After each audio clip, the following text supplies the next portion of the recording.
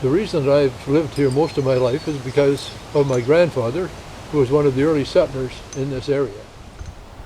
And then my mother, who lived in the same house for her whole life, next to the store down here, was an important part of my upbringing.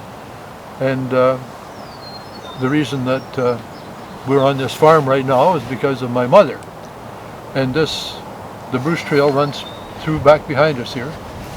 And eventually, I hope, not right now because it's my private property right now, but eventually I hope that this will belong to the Bruce Trail if my children do as I expect them to.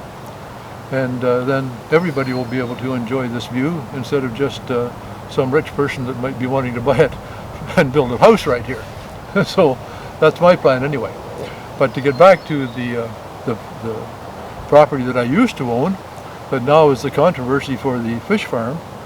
Sometimes you sell things, but once you've sold them, why, there's no sense in having regrets, because once you sell it, that's it.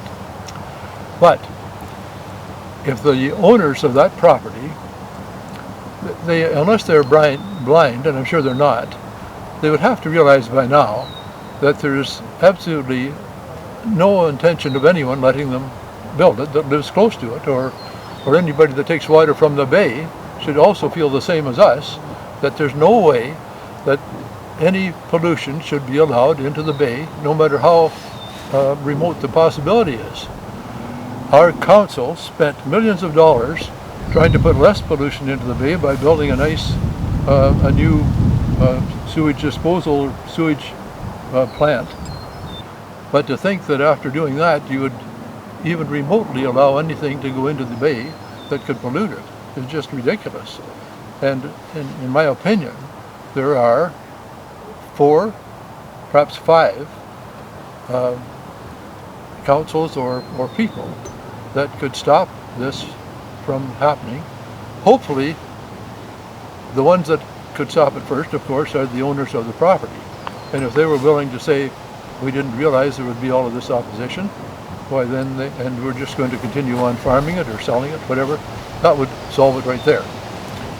But there's our own council that could make a motion saying no new pipes of any kind, perhaps could be put under Bruce County Road 9 that would have the possibility of polluting the bay. The Bruce County Council could say no new outlets or inlets could be put under Bruce County Road number 9, and they could stop it, and of course the natives could stop it. And the last National Geographic, Canadian Geographic, showed that there are about, I think, my numbers could be wrong, about 60 natives reserves that border the Great Lakes, and they're all trying to get together and make sure the Great Lakes stay as clean as possible. So that's another, the natives could have some say, and certainly the other ones that could have some say are us. We have no intention of letting this happen, and we won't. It has to be stopped, and hopefully peacefully. And it's very important to all of us that it stays as clean as possible. When I was a kid, everything was to do with wood when I was a kid. We had a sawmill down on the shore, the second one, the first one burned down, and then this one burned down about 1955. That all changed when transportation became faster and swifter, and cars became, cheap traveling, fast traveling, and so it changed from being a timbering area to eventually to a tourist area. Right. And that's what we have to preserve now. The one thing that is a bit of a conundrum for me is our local council seemed to think that they were not elected to look after the 9,000 property owners that are going to have if this fish factory is built, the 9,000 property owners in town of Southwest Peninsula, it's of no value to us whatsoever. It's definitely a deterrent, a terrible deterrent to those of us living close to it, and would be a disaster for all of us that take water from the bay.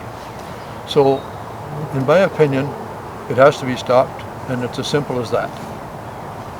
Well, you know, Ron, as long as you've been here, I'm the newbie to the area. We've only been here about 3 years. However, from age 15, I used to come up to the Bruce, and we used to run hounds on hare, you know, for field trials in the winter in the woods up here. Yeah, and we used to have a lot of fun up here. And I think from about age 20, I've sailed on Georgian Bay, and I've been all over that beautiful bay back there.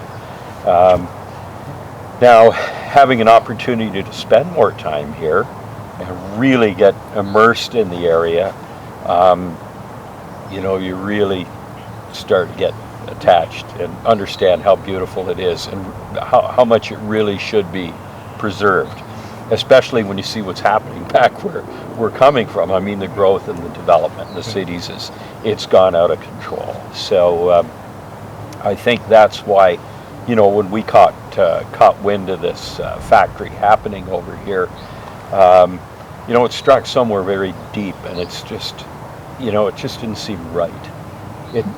This isn't the place for it. No, that's absolutely true. Yeah. This property right here, where the cars are parked, that's where the ski trail goes by. And I don't know how many years the ski trail has been on our property, but probably 40. And I'm happy to do it. People ask me, why did you bother letting people walk on your property? The Bruce Trail. Like, the Bruce Trail has opened up this area quite a lot. And now we have to kind of stop development.